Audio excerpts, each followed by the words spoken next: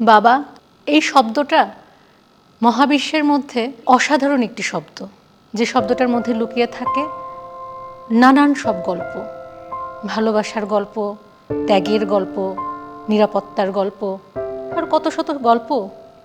কিন্তু কখনো কখনো আমাদের এই বাবারাও একা হয়ে যান। সন্তানদের জন্য গড়ে তোলা সুন্দর এক পৃথিবী ছেড়ে তারা চলে আসেন নতুন একটা ঠিকানায়। সেখানে তৈরি হয় নতুন নতুন সব গল্প, আর পরিচয় হয় নতুন নতুন সব মানুষের সাথে। আজ বাবা দিবসে আমরা এসেছি শীতলক্ষার শান্ত তীরে গড়ে ওঠা জাপান বাংলাদেশ ফ্রেন্ডশিপ রিটায়ারমেন্ট হোমে। খুঁজে দেখব এমন ৩ জন বাবার গল্প, যাদের জীবন কোনো উপন্যাসের চেয়েও কম না। কেউ কাজ করেছেন বিশ্বের প্রযুক্তি বিপ্লবের কেন্দ্রবিন্দুতে, কেউ গড়ে তুলেছেন দেশের জ্ঞান ভাণ্ডার, কেউ আবার সেবা দিয়েছেন হাজারো মানুষকে। দীর্ঘ কর্মময় জীবন আর অসংখ্য অর্জনের পর আজ তারা রয়েছে এই রিটায়ারমেন্ট হোমে। কেমন কাটছে তাদের জীবনের এই নতুন অধ্যায়, কিভাবে সাজানো তাদের বর্তমান জীবন? বিশ্ব বাবা দিবস উপলক্ষে আজ শুনব ৩ জন বাবার নতুন অধ্যায়ের গল্প। এখানে বসবাস করা মানুষদের পরিচয় শুধুমাত্র প্রবীণ না, তারা আমাদের অনেকেরই বাবা, অনেকেরই স্বপ্নের কারিগর, আবার অনেকেরই সুপার হিরো। একাকিত্বে না, ভালোবাসা, অপেক্ষা আর জীবনের অদম্য শক্তির গল্পই থাকছে আমাদের আজকের আয়োজনে।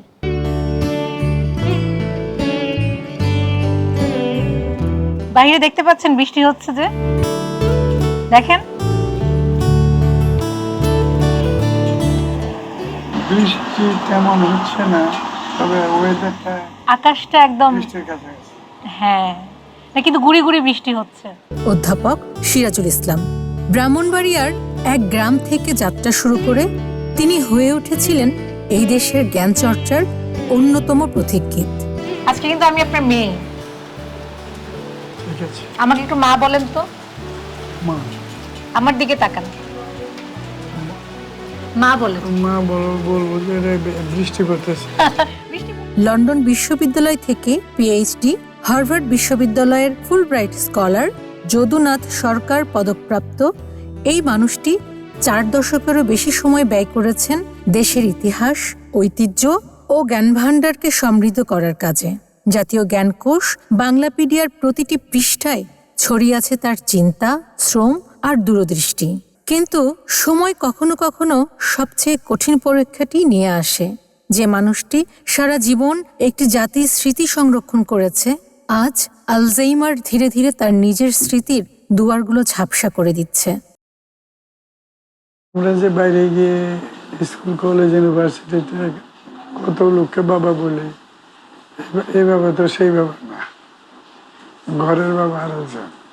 বাবা, পুত্র, মাতা, কন্যা, এই যে পরিবারের যে গঠন এবং পরিবারের যে একটা পরিবার গড়ে ওঠে মিনিমাম 18 বছর।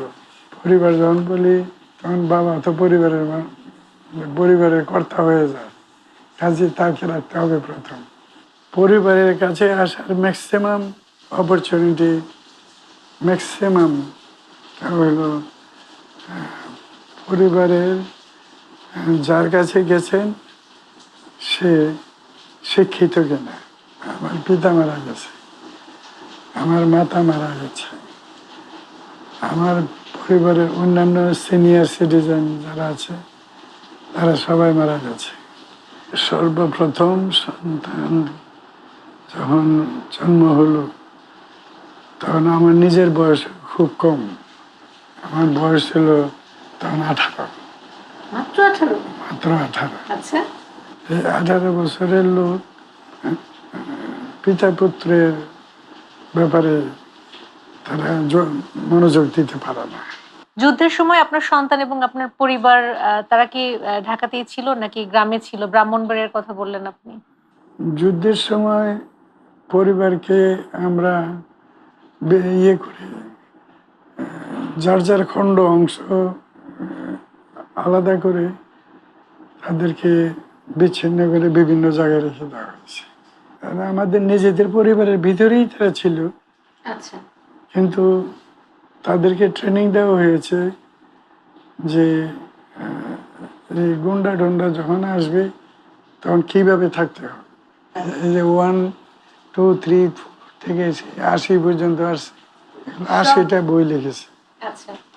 পরিচিত মুখ, পরিচিত ঘটনা, জীবনের অসংখ্য অর্জন সবকিছুই যেন কুয়াশার আড়ালে হারিয়ে যেতে চায়। যে মানুষটি একটা সময় কলম দিয়ে লিখে গেছেন এই জাতির ইতিহাস, আজ শীতলাক্ষার বাতাসে এই প্রতিষ্ঠানে কাটছে তার জীবন সায়ান্ন।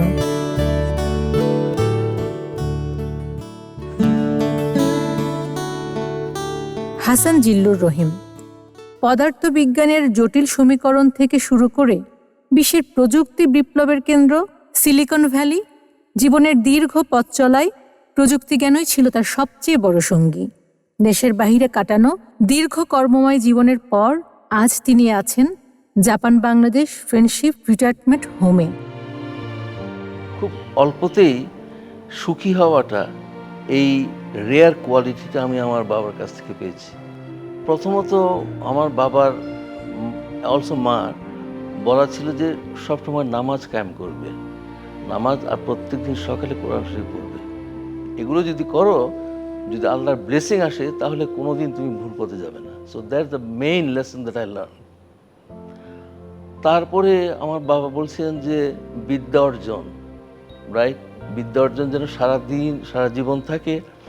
Even if you retire or something, তুমি যেন কখনো বিদ্যা অর্জনে ইতস্তত করবে না, এবং এই পারস্যুট অফ নলেজ, এটা যেন আজীবন থাকে আমাদের মধ্যে। 1981 সালে আমার প্রথম মেয়ের জন্ম হয়। যখন নিজে বাবা হলাম, তখন যে অনুভূতি, সেটা আরেকটা অকল্পনীয়, অতুলনীয় একটা মনোভাব। 6 মাস পর যখন আমার মেয়ে আমার দিকে চেয়ে, আমি যখন অফিস থেকে ফিরতাম, সারাদিন আমার ওয়াইফ বলতো যে আমার জন্য সে ওয়েট করছে। আসলেই তার একটা আনন্দ, আর সারাদিন সে গুমড়ে বসে থাকতো। তখন থেকে আর কি আমি বুঝেছি বাবা হওয়াটা কত বড় একটা কর্তব্যের জিনিস।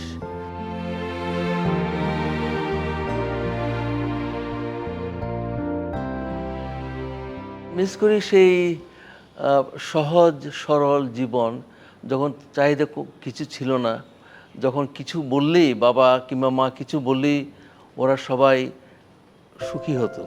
কিন্তু এখন ম্যাটেরিয়ালিস্টিক ইনফ্লুয়েন্সটা কাটানো সবার পক্ষে সম্ভব না। সো একটু যান্ত্রিক, একটু মেকানিক্যাল, একটু automatic, with all the digital influence, artificial intelligence, আমাদের লাইফের যে মূল্যবোধ, ওগুলো একটু কমে যাচ্ছে, এবং সেটাই আমার সবচেয়ে বেশি দুঃখ। But we try our best, আমার ওয়াইফ এবং আমি। এখন ওরা গ্রো হয়েছে আমেরিকাতে, they know the American culture, they do not know Bangladeshi culture. আমার প্রথম সন্তান যখন ক্লাস 2-তে স্কুলের মধ্যে ফার্স্ট হয়েছিল, সেদিন আমার আনন্দের সীমা ছিল না। ওদেরকে বলেছি সবসময় সত্য কথা বলবে, যদিও ডিফিকাল্টি হয় তবুও স্বীকার করবে যে তুমি ভুল করেছো। there is no harm in acknowledging that you have made mistake, but there is problem if you hide your mistake and continue to make the mistake. আমার সন্তানদের জন্য আমি সবসময় বলি যে তোমরা যে করো, as long as তোমাদের জীবন সৎ পথে, টাকা অর্জন করা যেন হালাল হয়, বিদ্যা অর্জন করা যেন ভালোর জন্য করাও। সেই জন্য আমি একজনকে এনকারেজ করেছি ডাক্তার হওয়ার জন্য, একজনকে শিক্ষক হওয়ার জন্য। কারণ ডক্টরস এবং টিচার্স, দে শেপ মাইন্ডস, এবং তারা মানুষকে সুস্থ করে। তো সেই ধরনের প্রফেশন আমি খুব খুশি হয়েছি যে তারা সেটাই গ্রহণ করেছে।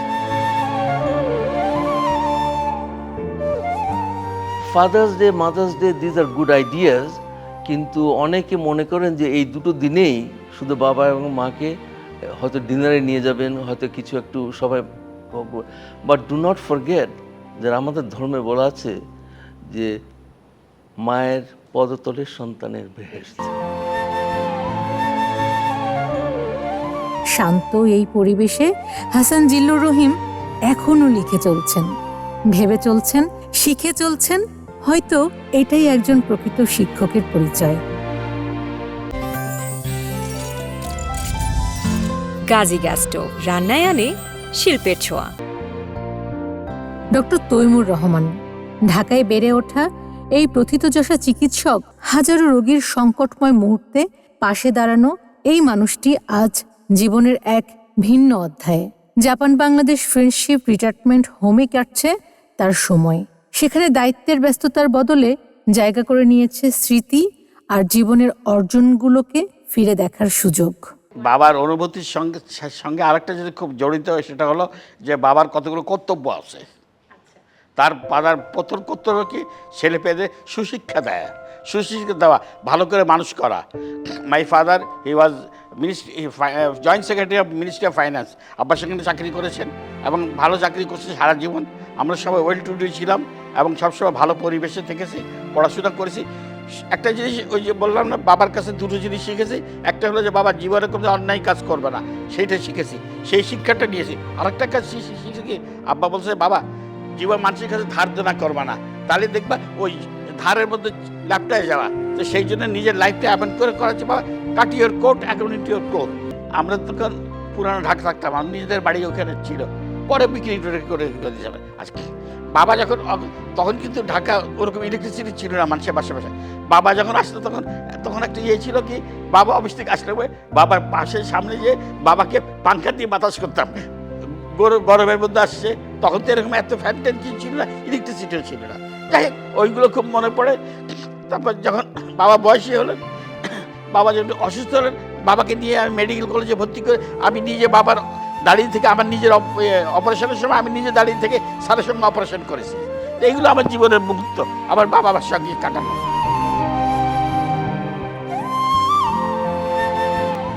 মা এখনো অসুস্থ, মা খুলনা থাকেন, বয়স হলো 94 বছর বয়স। আই লাইক মাই ফ্যামিলি, আমি ফ্যামিলির সঙ্গে সবসময় ওরিয়েন্টেড। কিন্তু it does not mean that I am unsocial, I am social person. আমরা দুই ভাই, বড় ভাই ইংল্যান্ডে আজ প্রায় 54 বছর ধরে ইংল্যান্ডে থাকেন। আমি ও বাসায় অনেকবার গিয়েছি। ওদের লাইফ ওদের মতন, দে আর ভেরি নাইস। তার একটা না দুটো ছেলে, একটা মেয়ে আছে। আমার মা এখনও খবরের কাগজ পড়েন, নিউজ পেপার উনি পড়েন। শুধু তাই না, at the same time side by side আমার মা এখনও উনি কোরআন পড়েন। ওনার চোখ দুটো অপারেশন করিয়ে দিয়েছি, তো এখন সুন্দর উনি চোখে দেখেন, কিন্তু অত ভালো দেখেন না, বাট শি ক্যান রিড কোরআন, এবং সে এখনও উনি কোরআন পড়েন। আমার জীবনে এইটা হলো সবচেয়ে বড় অ্যাচিভমেন্ট। আল্লাহ আমার আব্বাকে আল্লাহ বেহেশতে নসিব করুক, আমার ছেলে মেয়েদেরকে ওরা সবাই নিজের পায়ে দাঁড়ানো, নিজের বাসায় কাজ করো। আমার ছেলে আজও পর্যন্ত রাত 11টার সময় ফোন দিয়ে বলে, আব্বা আমি তো বাসায় আসছি, এখন তো শুতে যাবো। আমি ঠিক আছে যাবো, খাওয়া দাওয়া করে, হ্যাঁ এবার শুতে যায়। তাহলে এই বাপ ছেলে মেয়ের কাছে পয়সা চায় না, তারা ছেলে মেয়ের কাছে কী চায়, যে আমার ছেলেটা ভালো আছে কিনা, আমার মেয়েটা ভালো আছে কিনা, তারা শান্তিতে আছে কিনা, তাই না? তো এই শান্তিটুকু তাদের দেন, তারা তো আপনার কাছে পয়সা চায় না। এইটি হলো মেসেজ টু দ্য পিপুল, যে please take care of your parents, বাস don't ignore their parents. Parents এমন একটা জিনিস যার জন্য এই দুনিয়া দেখছো, যাদেরকে দিয়ে আল্লাহ যাদেরকে দুনিয়া দেখাইছে তোমাকে, তাদের মধ্যে আমার কথা না ভাবো, আল্লাহর কথা ভাইবা, তাদের মধ্যে এটি খেয়াল রাখো। এইটাই হলো আমার লাস্ট মেসেজ টু দ্য পিপুল। 5 বছরেরও বেশি সময় তিনি লড়েছেন অন্যের জীবন বাঁচাতে। মানুষের সবচেয়ে কঠিন মুহূর্তে পাশে ছিলেন ডক্টর তৈমুর রহমান। আজ আর ছুটতে হয় না হাসপাতালের করিডোরে, জেগে থাকতে হয় না জরুরি কলের অপেক্ষায়। দীর্ঘ কর্মযজ্ঞের পর আজ তিনি সময় দিচ্ছেন নিজেকে, কারণ যারা সারা জীবন অন্যের যত্ন নিয়েছেন তারাও একদিন প্রাপ্য হয়ে ওঠেন যত্ন, সম্মান এবং নিশ্চিন্ত আশ্রয়ের। Laparoscopic surgeon professor doctor Sardar Abdul Naim, উনি এই দেশে প্রবীণদের জন্য Japan Bangladesh friendship retirement homes আমি বলবো আশীর্বাদ হিসেবে নিয়ে আসছেন। বাবা দিবসে প্রত্যেক বাবাদেরকে এটাই বলবো যে উনি কিন্তু পরিবার ছেড়ে আসতেছেন, উনি এখানে একটা নতুন পরিবারে আসতেছে। বাবা দিবসে আমি বলবো জাপান বাংলাদেশ ফ্রেন্ডশিপকে কোনো বৃদ্ধাশ্রমের সাথে তুলনা না করে এটাকে আপনি হেলথ কেয়ার রিসোর্ট বা হ্যাপি হোম বা সুখাশ্রম হিসেবে আপনি দেখতে পারেন। বাবা কি সেটা মনে হয় আমরা সবাই কম বেশি জানি। আমাদের পরিবার, সমাজ, রাষ্ট্র গঠনে একজন বাবার ভূমিকা আমরা বলি হয়তো, কিন্তু কতজন অনুধাবন করি আমরা সেটা আসলে বলতে পারবো না। তবে নিঃসন্দেহে বাবা ব্যতীত এই পৃথিবীর অনেক কিছুই আসলে এক জায়গায় হয়তো স্থির হয়ে থাকবে। জীবনের একটা সময় মানুষ স্বপ্নের পেছনে ছোটে, একটা সময় পরিবার গড়ে, আর এক সময় থেমে দাঁড়িয়ে ফিরে তাকায় পেছনে ফেলে আসা পথের দিকে। অধ্যাপক, গবেষক, চিকিৎসক, শিক্ষক, পরিচয় অনেক, কিন্তু সব পরিচয়ের ঊর্ধ্বে তারা একজন বাবা। কারণ মানুষের জীবন শুধু পদ, পদবি বা অর্জনের গল্প না, তার চেয়েও বড় হলো সে কতটা ভালোবাসা, মূল্যবোধ আর স্মৃতি রেখে যেতে পেরেছেন। আর সেই সুন্দর উত্তরাধিকার নিয়েই বেঁচে আছেন এই বাবারা। আজকে সারাদিন আপনারা অনেকভাবে আমাদেরকে সহযোগিতা করলেন, আপনাদেরকে অনেক অনেক ধন্যবাদ এবং কৃতজ্ঞতা আপনাদের প্রতি। আর আমাদের আজকের আয়োজনটি গাজী হোম অ্যাপ্লায়েন্স সহযোগিতা করছেন এবং দীপ্ত টেলিভিশনের পক্ষ থেকে আপনাদেরকে সামান্য উপহার আপনাদের জন্য। Thank you. একটা পরিবারের বটবৃক্ষের নাম বাবা। বাবাদের চাওয়া কি অনেক বেশি কিছু থাকে? না। শত ব্যস্ততার মাঝেও একটা ফোন কল, কিছুটা সময় বের করে তাদেরকে সময় দেয়া এবং সারাদিনের কাজ শেষে ঘরে ফিরে বাবাকে আদর করে জড়িয়ে ধরে বাবা বলে ডাকা, তখনই এই সুপারহিরোদের মনে এনে দেয় অনেক প্রশান্তি। বিশ্ব বাবা দিবস উপলক্ষে পৃথিবীর সকল বাবাদের জন্য থাকছে অনেক অনেক শ্রদ্ধা ও ভালোবাসা। আজকের মতো গাজী হোম অ্যাপ্লায়েন্স নিবেদিত আমাদের আজকের আয়োজন থেকে এখানেই বিদায় নিচ্ছি।